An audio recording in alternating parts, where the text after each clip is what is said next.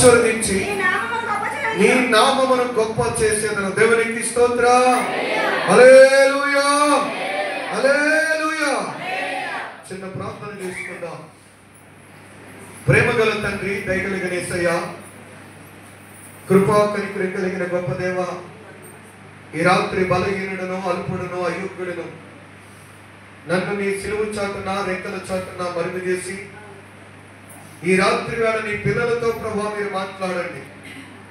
నైనా మనుషులు ఎందరు మాట్లాడిన వ్యర్థము కానీ ప్రభువా మీరు మాట్లాడితే మేము బ్రతుకుతాము కనుక ఈ రాత్రి నీ దాసుడు యేసు రక్తము చేతబట్టుకు నిలబడి ఉండగా నీ దాసుడు మరుగు చేయబడాలి. నీ పిల్లలతో మీరే మాట్లాడమని, వచ్చిన ప్రతి వారిని దర్శించమని యేసు నామమున అడుగుచున్నాను తండ్రి, ఆమేన్. క్రీస్తునందు ప్రియులారా, పరిశుద్ధ గ్రంథమైన బైబిల్ గ్రంథములో నుండి ఆదికాండము 12వ అధ్యాయము 1వ వచనం నుండి దేవుని యొక్క వాక్యాన్ని మనము ధ్యానం చేసి ఉన్నాం. ఈ ఆదికాండం 12వ అధ్యాయం 1వ వచనంలో దేవుని యొక్క వాక్య భాగంలో నుండి మనం చదివితే అబ్రహాముతో దేవుడు చెప్తున్న మాట, అబ్రహాముతో దేవుడు అంటున్న మాట ఏంటంటే, నీవు లేచి ఈ జనమును, ఈ దేశమును, ఈ ప్రాంతమును విడిచిపెట్టి నేను చూపించు దేశానికి వెళ్ళు. నేను నిన్ను అక్కడ ఏం చేస్తానంటే గొప్ప జనాంగముగా నేను చేస్తాను. దేవునికి స్తోత్రం. ఈ వాక్యాన్ని వింటున్నప్పుడు చాలా మంది ప్రియులారా, దేవుని యొక్క వాక్యాన్ని వింటున్న నా ప్రియమైన తల్లి, నా ప్రియమైన తండ్రిని గమనించవలసిన విషయం ఏంటంటే, అబ్రహామును దేవుడు దీవించాలి అనుకుంటే ఏ ఆదేశములోనే దీవించవచ్చు కదా, అక్కడే దీవించవచ్చు కదా, ఆ ఊరిలోనే దీవించవచ్చు కదా, ఆ ప్రాంతంలోనే దీవించవచ్చు కదా, ఆ ఇంటిలోనే దీవించవచ్చు కదా.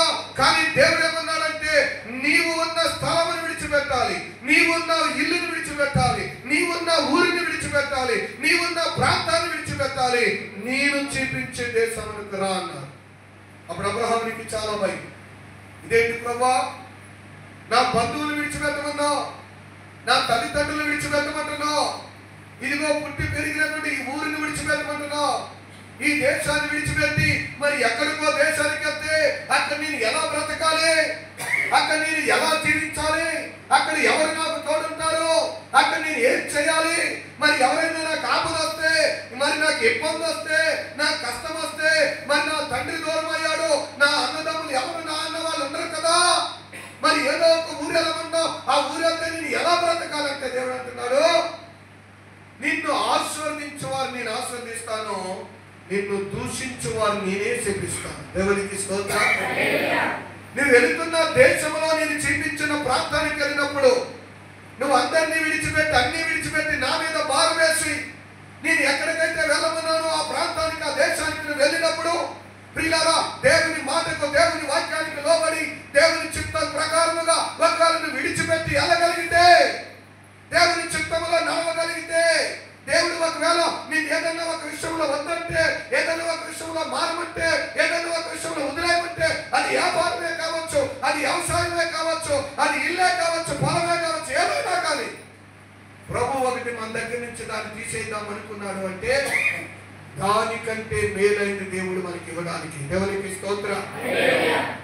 అబ్రహాముకి వచ్చిన ఆలోచన మనలో కూడా చాలా మందికి వస్తూ ఉంటారు. ఇప్పుడు మా చుట్టాలకు దూరంగా వెళ్ళిపోతే, మా బంధువులకు దూరంగా వెళ్ళిపోతే అక్కడ కష్టం వస్తే ఎవరు ఆదుకుంటారు, అక్కడ ఇబ్బంది వస్తే ఎవరు ఆదుకుంటారు, ఇక్కడ మనలో ఉన్నాం కాబట్టి, నలుగురిలో ఉన్నాం కాబట్టి, నా అన్న వాళ్ళు ఉన్నారు కాబట్టి గమ్ముని కేకేస్తే వాళ్ళు వస్తారు, ఏళ్ళు వస్తారు.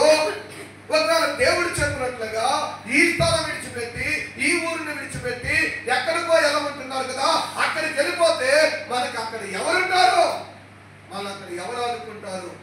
గమని కేకేస్తే పలికే వాళ్ళు మన ఊరి కాదు, అది మన ఇంటి పేరు వాళ్ళు కాదు, మన కులం వాళ్ళు కాదు, అక్కడికి వెళ్తే ఎవరు తోడుంటారని అబ్రహామునికి ప్రియులారా వచ్చిన ఈ రాత్రి మనలో కూడా చాలా మంది లోకంలో ఉన్నటువంటి మనకు కూడా ఏదైనా దేవుడు ఒకటి విడిచిపెట్టమంటే, ఒకవేళ విడిచిపెట్టవలసి వస్తే మనకి చాలా ఆలోచనలు వస్తాయి.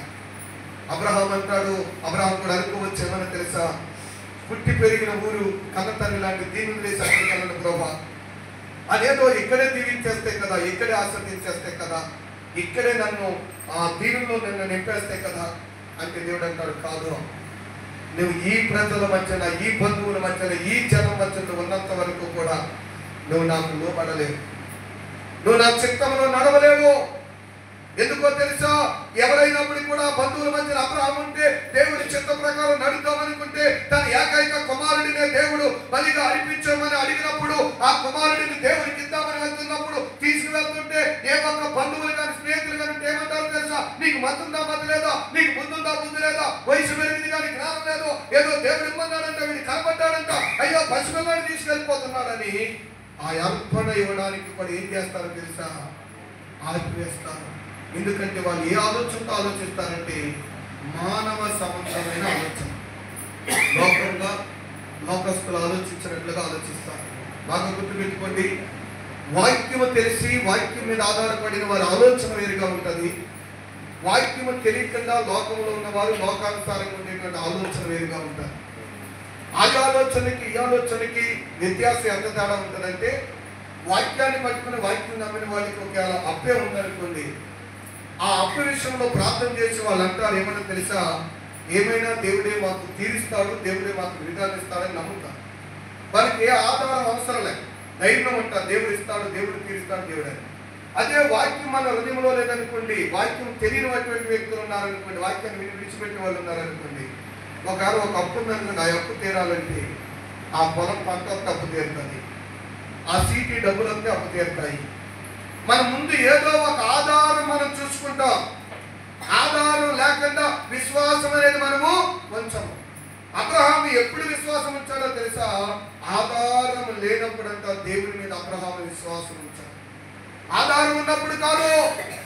నీ ఎదురుగుండా ఒక ఆధారం కనబడి, నీ ఎదురుగుండా ఒక ఆస్తి కనబడి, నా కుమారుడా ఈ సంవత్సరం ఈ పంటను దీవించబోతున్నారు, నీ చేతులు దీవించబోతున్నారు, నిజమే ప్రభావం దీవిస్తామని అప్పుడు ప్రార్థన చేయడం కాదు. ఏ ఆధారం లేకపోయినా దేవుడు నిన్ను పోషించగలడని నువ్వు నమ్ముతావు చూడు, అది దేవుని యొక్క వాక్యానికి విశ్వాస సంబంధమైనటువంటి ఆధారం. ఈరోజు